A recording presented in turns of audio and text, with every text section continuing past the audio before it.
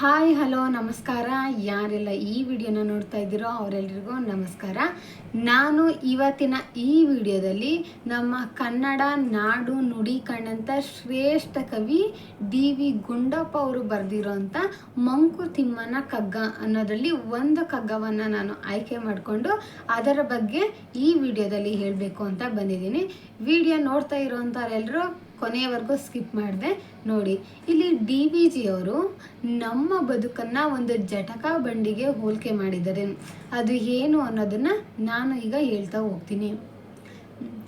ಬದುಕು ಜಟಕ ಬಂಡಿ, ವಿಧಿ ಅದರ ಸಾಹೇಬ, ಕುದುರೆ ನೀನ್, ಅವನು ಪೇಳ್ದಂತೆ ಪಯಣಿಗರು, ಮದುವೆಗೋ ಮಸಣಕೋ ಹೋಗೆಂದ ಕಡೆಗೋಗೋ ಪದ ಕುಸಿಯೇ ಮಂಕುತಿಮ್ಮ. ಇದು ಮಂಕುತಿಮ್ಮನ ಕಗ್ಗದಲ್ಲಿ ಬರುವಂಥ ಒಂದು ಕಗ್ಗ. ಏನು ಇದರ ಅರ್ಥ ಅಂದರೆ ಇಲ್ಲಿ ಡಿ.ವಿ.ಜಿ ಅವರು ಬಹಳ ಸೊಗಸಾಗಿ ಹೇಳಿದ್ದಾರೆ. ಏನು ಅಂದರೆ ನಮ್ಮ ಬದುಕು ಅನ್ನೋದು ಒಂದು ಜಟಕಾ ಬಂಡಿ ಇದ್ದಾಗೆ. ನಮ್ಮ ಬದುಕು ಜಟಕಾ ಬಂಡಿ ಇದ್ದಾಗೆ.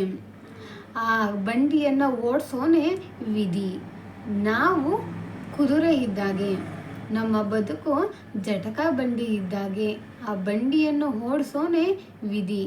ನಾವು ಕುದುರೆ ಇದ್ದಾಗೆ. ಆತ ಹೇಳ್ದಂಗೆ ನಾವು ನಡಿಬೇಕು. ಆ ವಿಧಿ ಅನ್ನೋನು ನಮ್ಮನ್ನು ಮದುವೆಗೆ ಹೋಗು ಅಂದರೆ ನಾವು ಮದುವೆಗೆ ಹೋಗಬೇಕು, ಮಸಣಕ್ಕೆ ಹೋಗು ಅಂದರೆ ನಾವು ಸ್ಮಶಾನಕ್ಕೆ ಹೋಗಬೇಕು. ಒಟ್ಟಿನಲ್ಲಿ ಅವನ ಹೇಳ್ದಂಗೆ ಕೇಳೋ ಅಂಥ ಪಯಣಿಗರು ನಾವು. ಅದಕ್ಕೆ ನಮ್ಮ ಜೀವನ ಅನ್ನೋದು ಜಟಕಾ ಬಂಡಿ ಇದ್ದಾಗೆ. ನಮ್ಮನ್ನು ಆಳೋನು ಮೇಲೊಬ್ಬ ಇದ್ದಾನೆ. ನಾವೆಲ್ಲ ಪಾತ್ರಧಾರಿಗಳು.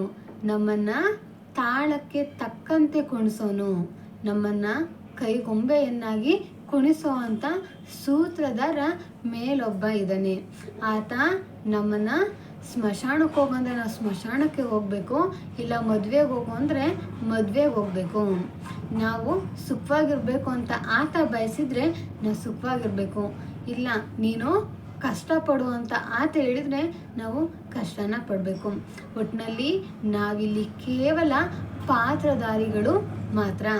ಆತ ಹೇಳ್ದಂಗೆ ಕೇಳೋ ಅಂಥ ಪಾತ್ರಧಾರಿಗಳು ನಾವು ಅನ್ನೋದನ್ನು ಇಲ್ಲಿ ಡಿ.ವಿ.ಜಿ ಅವರು ಹೇಳಿದ್ದಾರೆ. ಈ ವಿಡಿಯೋ ನಮ್ಮ ಬದುಕಿಗೆ ಇದು ತುಂಬ ಹತ್ತಿರವಾದಂಥ ವಿಷಯ. ಡಿ.ವಿ.ಜಿಯವರು ಹೇಳಿರೋಂಥ ಇಷ್ಟು ಸಾಲುಗಳು ನಮ್ಮ ಬದುಕಿಗೆ ತುಂಬ ಹತ್ತಿರವಾಗಿರುವಂಥ ವಿಷಯಗಳು. ಈ ವಿಡಿಯೋ ನಿಮ್ಮೆಲ್ಲರಿಗೂ ಇಷ್ಟ ಆಗಿದೆ ಅಂತ ನಾನು ಅನ್ಕೋತೀನಿ. ವಿಡಿಯೋ ನೋಡ್ತಾ ಇರೋಂಥವ್ರು ಎಲ್ರಿಗೂ ಧನ್ಯವಾದಗಳು. ದಯವಿಟ್ಟು ಯಾರೆಲ್ಲ ಸಬ್ಸ್ಕ್ರೈಬ್ ಮಾಡಿಲ್ವೋ ಸಬ್ಸ್ಕ್ರೈಬ್ ಮಾಡಿ, ಲೈಕ್ ಮಾಡಿ, ಶೇರ್ ಮಾಡಿ ಮತ್ತು ನನಗೆ ಸಪೋರ್ಟ್ ಮಾಡಿ ಅಂತ ಕೇಳ್ಕೊತೀನಿ. ಎಲ್ರಿಗೂ ಧನ್ಯವಾದಗಳು. ಜೈ ಹಿಂದ್, ಜೈ ಕರ್ನಾಟಕ ಮಾತೆ.